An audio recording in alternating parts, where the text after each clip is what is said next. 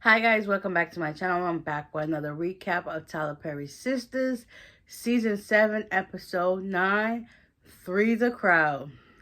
Let's just say this episode was eye-opening.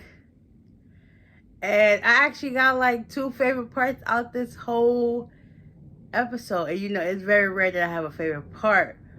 But let's get into it. Like, oh my God. I was just like, what? What? Yeah, a lot of people have a lot of questions. Like, what? What the heck was this? Three's a crowd. So, it starts off with Karen finding out she has twins. And she's still on this notion that Zach's the father.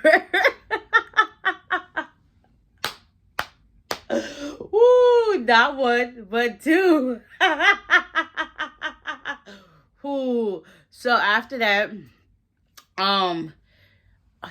Karen meets Zach in the lobby, and she was like, "Well, you're gonna have to double that child support." How the heck you sound gonna have to double that child support?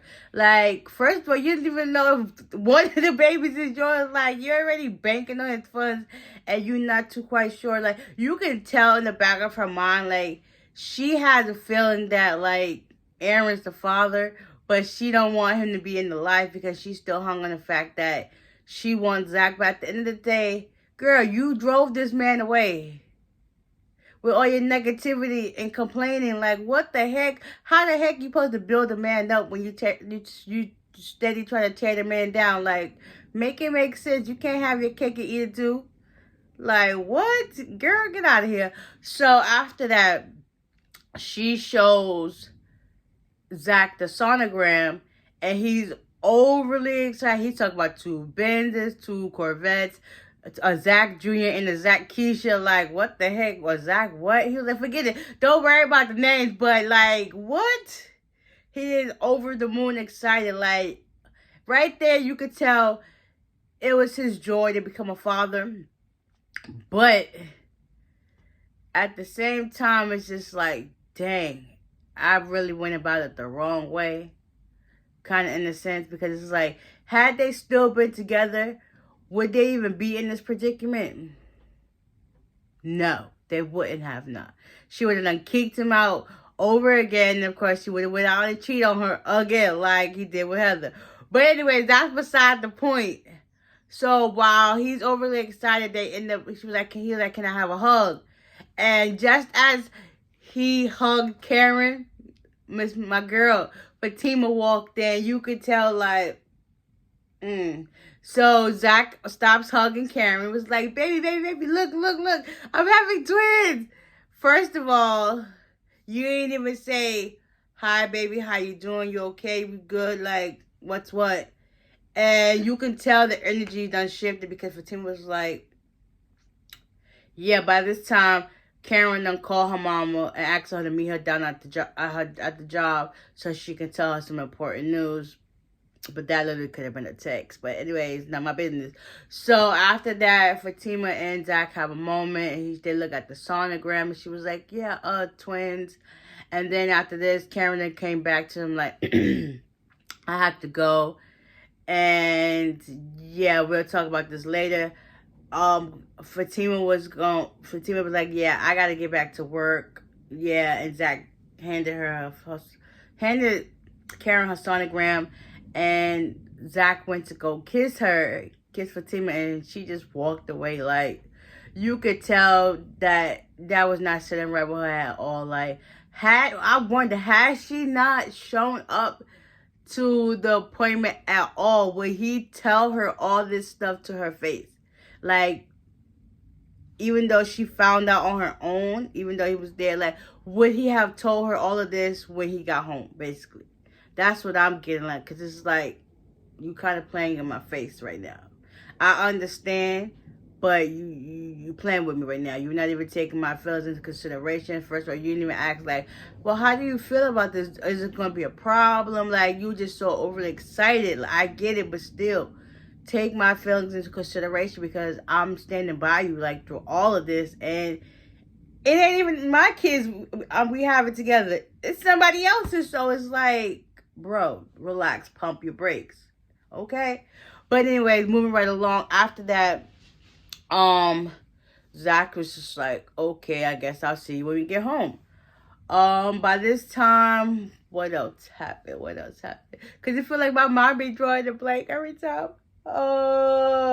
Andy, she's at work, and basically Penelope comes into the office, and Andy lets Penelope know all the tea, that he had a high school girlfriend that went missing. And it's a lot that, you wasn't prepared for. I didn't even know about. And she basically warned Penelope to pack up her things little by little so she can get away from Gary in manipulative ways before this baby about to drop. And the tea is piping hot on Gary's behind. Like, I wonder how many women, like, he really is a narcissistic person, and you can tell, like, that's just pure evil and hate. Why do you have so much hatred towards women? Like, you that inferior. Like, the only thing that makes you powerful is the thing between your legs.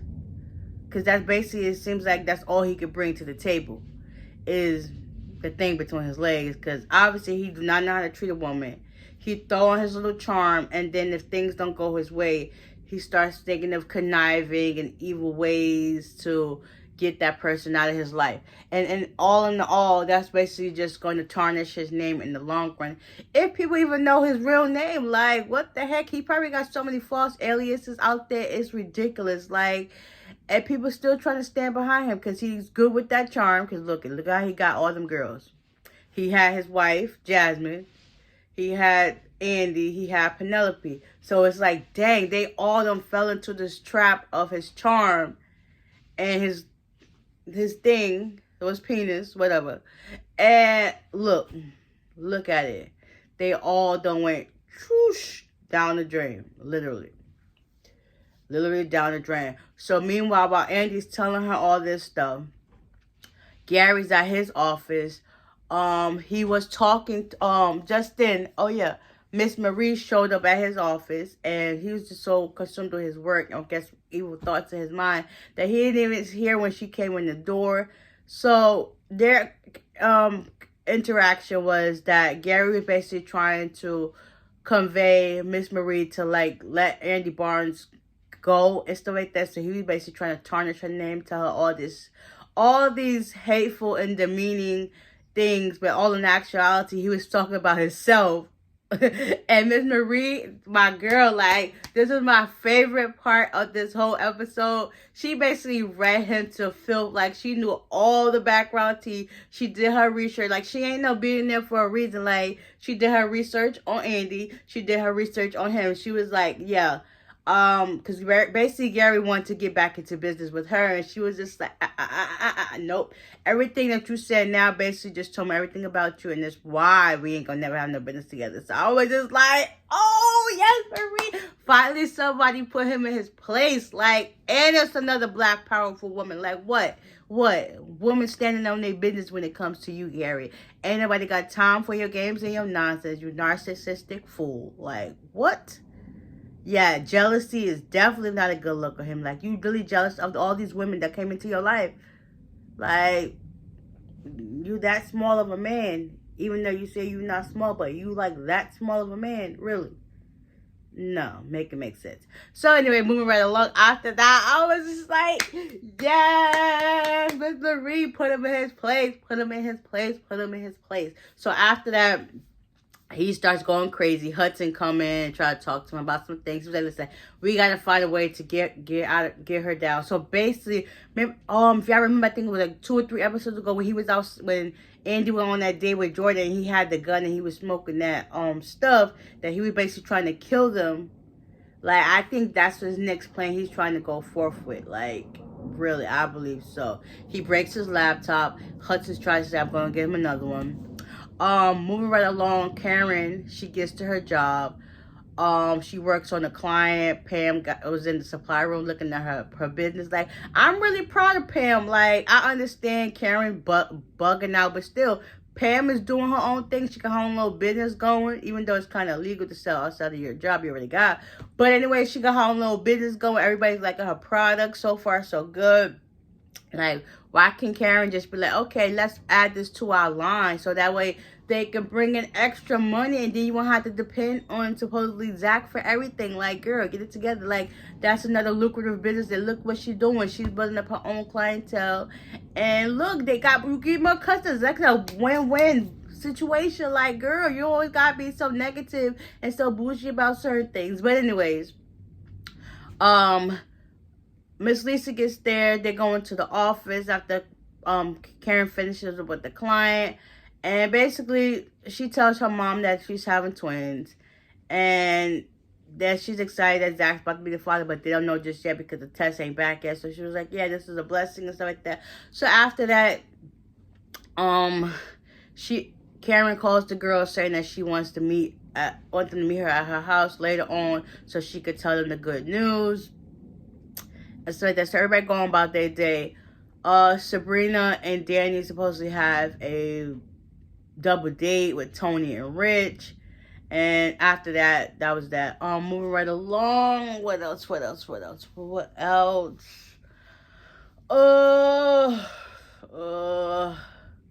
Maurice and his boyfriend Grayson, they have a dinner date. Basically, Grayson wants him to get rid of his page, even though that's how he met him. And he was like, well, I do have some money saved up. But then he was like, nah, you should keep it. He's like, no, this is cool. We need to be thinking long term. So if you're going to be in the picture, I guess I can let it go for a little bit. And that's just what it is. So they ended on good terms. Sabrina was going to call Maurice to tell him, like, Karen's having twins and all that other stuff. But that had to get cut short because Karen called to do the same thing. Let's see. Moving right along. Fatima gets home. She talks to Zach. And he's still so overly excited about the twins or whatever. And Fatima couldn't take it. She needed a minute. So she ends up leaving. So by this time, Danny's at the restaurant. I think this is called the steam plant or whatever. And, Karen called the girls over to the house. They talked about the baby stuff. Everybody was excited except for Danny. You can tell, like, she was like, okay, you having twins. Like, you could have just texted this to me. Like, I wasted my time to come over here, whatever. After this, Sabrina and Danny had to leave because, the guys called and they went to the restaurant to finish getting ready, whatever. So by this time, Danny's already there while I guess Sabrina had to go pick up Rich so that they can go together. Meanwhile, Danny's there drinking, waiting for them to come. Fatima pulls up like, oh, come on, if I join you? She was like, yeah. So basically, they both had good advice for each other about their men and children. I was just like, who would have thought that this was the meeting duo that we needed? Like, it only was a matter of time before Andy, Danny, and Sabrina welcome Fatima with arms. Like, the only person who cannot board this train is Karen, because at one point they was cool, but once you found out Zach was her man, the car's done reverse and she don't like her from a can of paint in the wall. Like, ugh. Like, oh my gosh. But whatever, it was cool until the guys got there. Sabrina introduced all of them to Fatima, and that was cool. I was just like, okay, a girl moment, and stuff like that. So Fatima leaves. She gets back to the house. She basically wakes Zach up, tells him about, how he didn't take her feelings into consideration, and she felt some type of, which she has every right to. He was like, so how are we gonna do this? If I go back to law, if I'm going to be in law school, we got Michael, he got special needs, he's in therapy, and then we got these so-called two kids. Like, how the heck we gonna do it all? Basically, Zach was trying to reassure her, like, we good, we got this, but he was like, but she was like, I understand this is what's going on, but it's a lot. And you didn't really take my feelings into consideration. And Zach was like, yeah, you're right. I understand. Like, I went a little bit overboard and stuff like that. It's just like, I should have been more focused on what we got going on here instead of worrying about all the stuff that's on the outside. Because that's not right here now. What we need to work on is just me, you and Michael at this point, because you all that matters, and you know I love you for that. And then he made this little oath pledge that he's gonna stick by. She was like, I love you. He was like, yeah, you get a little pain in my ass, come here. Like, I'm like, okay. They had a little moment. Supposedly she owe him. We already know how that goes down. Okay. And that was cool to see that, you know, they back on good terms. They was able to talk it out and get their feelings out in the open, because that's just what it is. Communication and honesty goes a long way. Yeah, so this episode, I feel like I'm forgetting something, but that basically just sums up this whole episode in a nutshell. Oh no, I did it. I'm about to see. I'll see. So, while Tony, Rich, and Sabrina and Danny are on their date or whatever, you can tell, like, at this point, when it came time for the babies, they was excited. Sabrina and Tony are excited about the baby. So basically, Tony is talking to Sabrina. They have a little moment about the kids, and you can tell Danny and Rich are just like, at this point, they need to swap mates, because it seems like Rich and Danny would be a better fit towards one another, because at this point, kids is not in the cards right now, so they will be a perfect match. And in this time, Sabrina and Tony, y'all might as well just get together. Like, you already have 2 kids without having to freeze your eggs. So it's like, okay. So Rich gets a phone call. His mechanic calls him about his car, and then Tony goes to the bathroom. He basically texts his aunt, because he let Danny know that his aunt has the kids. So if everything goes right, you know, he might get some alone time with her. So he was like, I'm gonna go text her. I'm gonna use the bathroom door with that. So basically, Danny was telling Sabrina, like, you might not even have to freeze your eggs. You know, y'all just, like, go home, do, and, you know, you be good money. Like, okay. Because from my understanding, it seems like they don't use protection anyway. So, one slip up, get him a little drunk, and woozy, you be good to go, sis. Like, okay. So basically, Sabrina was like, I don't mind, you know, we could take a nightcap. I can drive you in tomorrow. He was like, okay, that sounds good to me. So we're going to see.